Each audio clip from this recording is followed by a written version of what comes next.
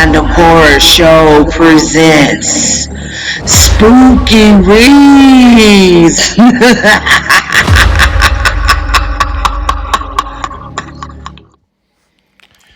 Hello, my spooky friends.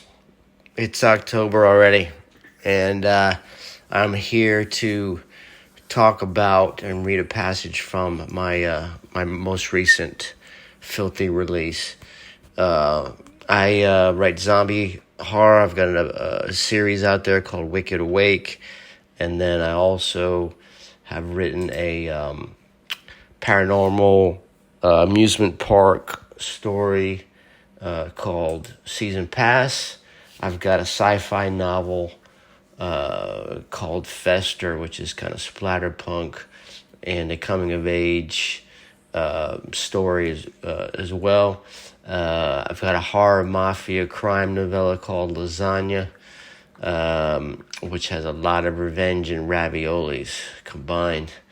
But let's jump right into a passage from my most recent book, a little short 2-story book called Bloodcum with Pumkin Spice. Let's start with Bloodcum. Nome, Alaska. If a tree falls in a forest and there's no one around to hear it, does it make a sound? This common philosophical thought experiment raises questions regarding observation and perception. But here in the rural, frozen wilderness of Alaska, a more appropriate question at this very moment might be if a woman on the outskirts of town is being shredded, mauled, and eaten alive by a massive creature of some sorts, and there's no one close by to hear her tortured cries for help, gut-churning screams, or gurgling last gasps for air, does she still make a sound? Oh, yes, she does. Ah! The sound of a distant blood-curdling wail echoed across the frozen winter tundra of small-town Nome. This cry was followed by an extremely loud, haunting howl. A numb tourist struggling to withstand these typical sub-freezing, single-digit temperatures turned toward the gut-wrenching reverberation. What the hell was that, he wondered, clueless. But it wouldn't be long before he got the scoop. The only thing more brutal here than the frigid Alaska temperatures were the recent killings that had the whole community cowering. Meanwhile, at the Thirsty Dog, which is the local bar in town, the only bar in town, Trina, the bartender, is talking to crime scene specialist Stacy. She works for the Alaska State Troopers. So they're in the middle of a conversation. We'll pick it up from there. Trina said, there's an especially awful creature out there that's ripping people apart. It's awful. That's all everyone's been talking about lately. They're scared to death. So give me the inside scoop, Stacy. What exactly is it? It? Asks Stacy, the crime scene tech. Who's to say it's not another human killing these people? Come on, girl. I'm sure you've heard all the stories about our ancient hominid, our Yeti. For every person that believes these are just fables, there's about 10 people who think the half-man, half-ape snow creature is real. Over the years and for generations, several folks have seen it. Some refer to the giant, furry, man-like creature as the abominable snowman. But whatever it is, it's way bigger than any human. And from the pictures I've seen of those victims, only something massive and powerful could have shredded those bodies the way it did. Those corpses weren't cut in half. They were literally torn in two. No person I've ever heard of could do something like that. Well, I hate to wish for something terrible like that to happen again, said Stacy, but if it does, I plan on being around to collect the evidence that will solve the mystery. I hope you're right, said the barmaid. Now, enough talk about your work. Let's get back to our other discussion. Men, since you're going to be around town for a bit and your man is nowhere around, this will be the perfect opportunity to get some strange, if you know what I mean. You down for trying some new things? I don't know, said Stacy. I mean, I don't want to go through that whole process of meeting new people and dating. I just don't have time for all that. Trina said, I know exactly what you need. Some big hunk of a man to throw you down on a bed, hold you down tight, tear your clothes off, then fuck you like an animal. Stacy began to sweat and feel tingly all over, inside and out. Oh, God, that sounds amazing.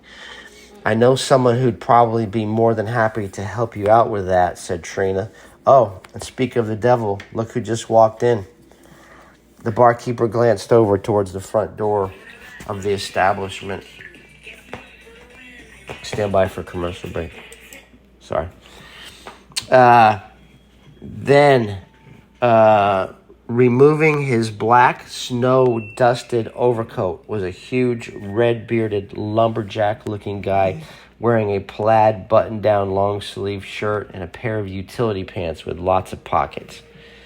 That's Ben Portman, she said. At 6'5", 260 pounds of solid, packed-on muscle, Ben appeared to have been chiseled straight out of a mountain. How do you know him? Asked Stacy. Well, he's only been in here every Friday and Saturday night for about the past 2 years, so you could say he's no stranger. We talk occasionally, too. He's a fisherman, works on one of those big commercial boats like you see on TV. Suddenly, Stacy's cell phone began to scream. She answered the phone. Stacy, we've got one for you. It's the town pastor. Oh, no, he's dead? Asked Stacy. No, he found the body. He'll be waiting for you. I'm sending you the coordinates, and we have Trooper Daniels on a plane headed to you right now. As Stacy drove towards the northern limits of town, she began to see a large circle of glowing red road flares. Inside the ring of fire was a huge earthy brown boulder and an icy creek bed right behind it. Stacy rolled down the Nissan's driver window as she stopped beside the small cashmere beige 79 Subaru Brat pickup parked beside the flare line. Tom? Oh, Stacy, thanks for coming. It's awful. What are you doing way out here? I began searching as soon as I heard that she went missing, said the pastor. Everyone did. They formed a search party. I just happened to be the lucky person to find her first. Lucky? Stacy thought that came out kind of weird. But then she said, who is it? Tom was shocked. You don't know? Haven't you heard about Trina, the bartender, being missing? No, said Stacy. Yeah, it's true. Tom stopped beside the massive boulder and pointed down at the frozen corpse, which from 20 feet away looked more like a frozen, mutilated mannequin than a human being. As the preacher decided to stay put, Stacy moved closer to the corpse for a better look. Noticing a 30-foot blood trail across the snow that had been coming down lightly all day, it was clear that this body had been dragged by something big. Footprints left behind had not only compacted the fluff, but also indicated that the culprit had huge, bare, furry feet that were not human in nature. Not quite as obvious as the exact point in which the thing began to consume its victim. Whether that began at the beginning of the purplish path or at the end was unknown. Not that it mattered any at this point. The victim, a woman wearing nothing below the waist, hadn't stood a chance. She'd been mauled, maimed, and eaten by a beast with powerfully strong claws, paws, and jaws.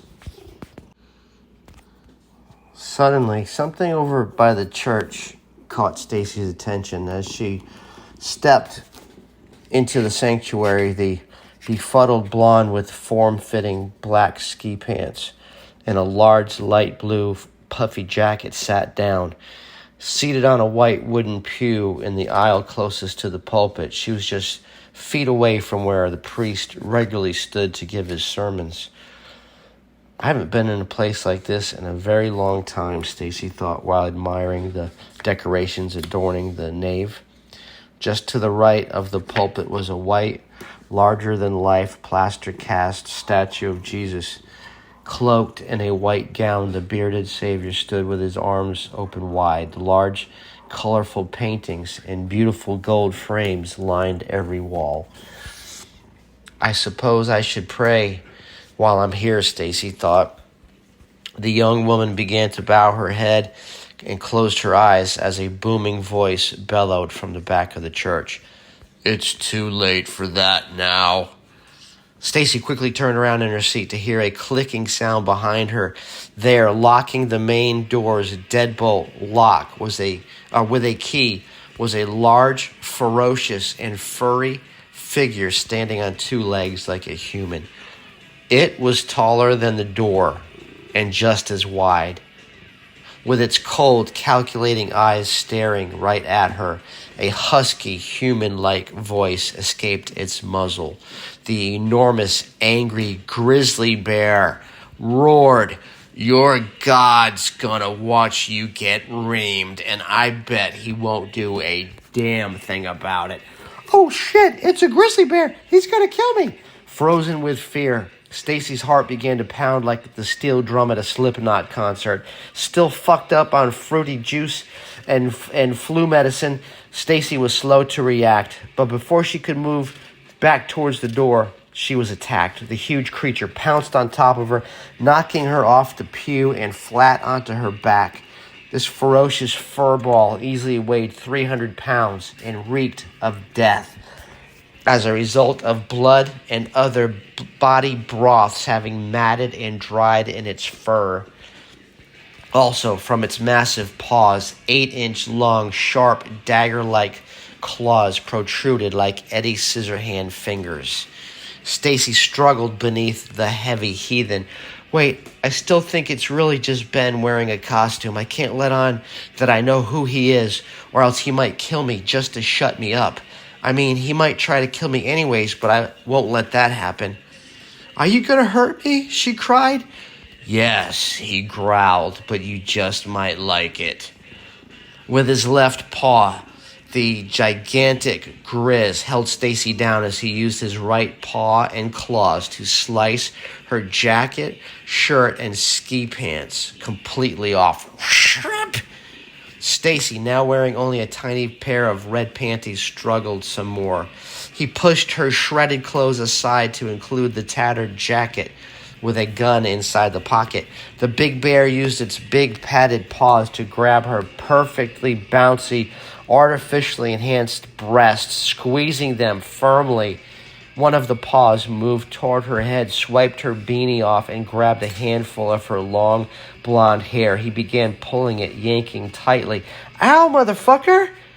Stacy, too tiny to reach the bear's back, reached for his side. She dug her small but sharp nails deep into his hide and dragged them up and down, hoping to cause him pain, but doing quite the opposite instead. "Oh shit, I think he liked that," she thought, as she began to feel his meat cannon swelling, growing harder and pressing up against her leg.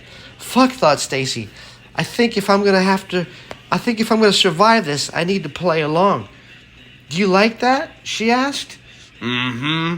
The young woman suddenly began to feel differently about this encounter. She reflected on that advice Trina gave her about trying different flavors of ice cream and being with different men for a change. Perhaps feeling how hard he was, the throbbing of his enormous fuzzy erection, it was all beginning to make her wet. "I can't believe this. He's got me wanting him. What the fuck is wrong with me?" Stacy reached below the bear's waist with both hands and grabbed his monster cock. The only thing harder than his woolly mammoth was the wooden pine plank floor that she was being pressed against. "Fuck me," she begged, furiously wanting that fur dick. The beast gave a grizzly-like grin and said, "Not yet. Stand up." And I better stop there. But anyways, it gets really nasty from here. Anyways, that's Bloodcum. And then there's also a little story called Pumkin Spice. that comes in the same book. But anyways, you can find that on Amazon, and it's doing pretty well. It's on Godlist. The digital version is out on godlist.com, and it's the number 3 book of the year. So it's doing pretty well. So anyways, I hope that little snippet gave you the urge to go read it. Thank you very much. Have a great Halloween. Bye.